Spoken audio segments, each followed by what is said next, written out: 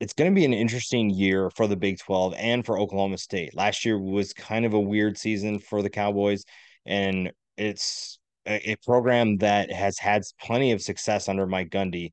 And now they're trying to find a way to get back to the Big 12 championship game after having a pretty average season last year. The 10 guys we're going to talk about today will play a big role, obviously, in getting them there. And we'll start with the offense. Elijah Collins comes in from Michigan State, a guy who at one point many in the Spartans community believed could take a step forward and be a feature back for that program. Needed a fresh start, so he comes to Oklahoma State, who will feature a couple of backs, one of them being Collins, that bring good size and they will be difficult to tackle. So that's a great addition if you're Oklahoma State, if you're Mike Gundy, to add to that offense, an offense that I believe should take a step forward. Another guy you add via the transfer portal is ZHAUN Stribling, the Washington State transfer, 6'3", 205 pounds, over 1,000 yards for his career and 10 touchdowns. He is someone that can be a featured player in the a passing attack that at one point, I believe we were looking at Mike Gundy's teams, we're just waiting for the next guy up. That you look at the Des Bryant, the Justin Blackman days. We haven't seen that for a little bit. They do have plenty of potential. It's just a matter of finding that player that can step up and be the number one option and the reliable number one option. The defense also has to take a step forward. They lose quite a bit of talent up front on the defensive line. So that means that there's more pressure to find their replacements and on the guys behind them. Justin Wright comes in from Tulsa to give the linebackers a proven playmaker at 6'2", 244 pounds, 254 tackles for his career, 27 and a half tackles for loss, 4 career interceptions. He was a tackling machine for Tulsa. Tulsa, honestly, is super overlooked because they don't recruit the flashiest recruits. They get 2-star, 3-star kids that a lot of people overlook. But when you look at the talent they've produced to the transfer portal and to the NFL draft, they deserve a lot more love. And Justin Wright is another one of those players that fits into that category. He will fit in well with this defense, and it'll be interesting to see how he adjusts to life in the Power Five. His teammate also comes with him in Anthony Goodlow. Now, Anthony Goodlow, to me, has the potential to be an absolute stud for Oklahoma State. You look at what he did at Tulsa, teams knew that he was pretty much the only guy they had to really worry about, and he was still productive. 8 tackles for loss, 2 sacks, adding to his career 19 and a half tackles for loss, 12 sacks. He has 113 tackles as a defensive end for his career. That's a lot of tackles, a productive player, and he brings good size at 6'5", 283 pounds. Like I said before, the production that Oklahoma State lost at the defensive line, you're looking at a new group that needs to step up. You lose a ton of experience, but I also like the talent they have coming back. And I think that Goodlow and another defensive end who we'll talk about in a little bit could be one of the better tandems in this conference. Sticking with the defense, a guy that will pair with Justin Wright really well is Xavier Benson, another guy who the former Texas Tech transfer is productive as a tackler. 133 tackles for his career. Decent size at 6'2", 224. I think the athleticism really jumps out on tape, and he gets a chance to help elevate this group, especially with the defensive line losing so many pieces. Now, there's still plenty of talent, like I said. It's just a matter of finding the right players, the right combination of players, and getting them to elevate their game.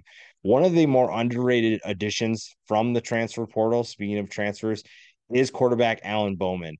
I think if you're asking any Oklahoma State fan coming into the season before Bowman came to campus, they were really concerned about the quarterback position. I don't think the options they had created much confidence for this program, created much confidence for this season.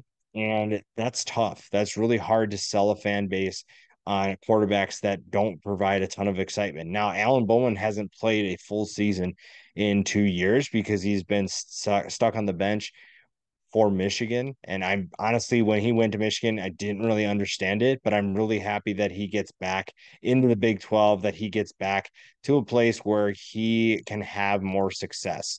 That is a better place for him in Oklahoma State, in Stillwater, than sticking in Ann Arbor and not playing at all. It'll be interesting to see what he can do because when you look at his time at Texas Tech, he was slinging it all over the place. Now he has a little bit of a unique throwing motion, the throwing style that you don't see very often, but he'll have the talent to make things work. He'll be in an offense that knows how to be explosive. Mike Gundy's been doing this for so long that he knows how to get his guys in space, and Bowman just has to get the ball to them. One of the guys that will join him in the backfield, we talked about the running backs before.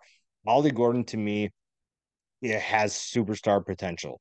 You look at what he did last year as a backup, 62 carries, 308 yards, and 2 touchdowns. Now he gets a chance to be the feature back, and what an experience this could be. You look at what he's able to do. He's a bigger back that is tough to take down. He has a little bit of a burst. Maybe that's not that long and track speed that you want to see for guys trying to break away, but he is still someone that is a nightmare to stop. He is a nightmare to tackle, and guys are going to be sore the next day after they face him. And maybe this won't be as much of a passing attack, an air raid attack, as it was in the past. But that's okay because you have guys like Gordon, you have guys like Collins that can make life really easy. Throwing the ball shouldn't be out of the question, though. When you look at some of the players returning, Brennan Presley is a solid slot receiver. 813 yards last year, 2 touchdowns, over 1,500 yards for his career. At 5'8", 175 pounds, he's not that big body receiver that you want to see downfield, but he is a productive player that can slice and dice any defense. That's huge for, especially when you get Bowman coming in and maybe some uncertainty at quarterback, and maybe you need to rely on the rushing attack. You still have some of those receivers like Presley that come in back to provide some stability, provide reliable players at the wide receiver position. That's huge, honestly. And I think that I feel pretty good about the offense and where it could go. The defense is really where I think you have the talent, and it's just a matter of figuring a few things out in terms of replacing a lot of experience. Now, Jason Taylor is one of the most explosive and productive players for Oak. It seemed like anytime they needed to play, Jason Taylor was the one making that play. How do you replace that? I don't think you can replace that kind of intangible where you just are there in the right place in the right time, other than guys who can be studying the film that they see, knowing where to be.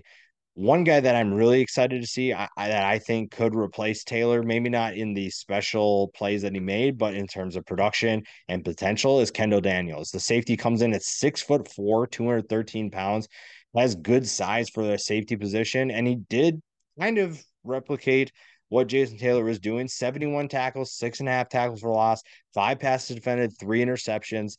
Not to the level of Taylor, but still it does a little bit of everything for this defense. And that, honestly, to me, is really exciting for the Cowboys defense. I really like what he can do.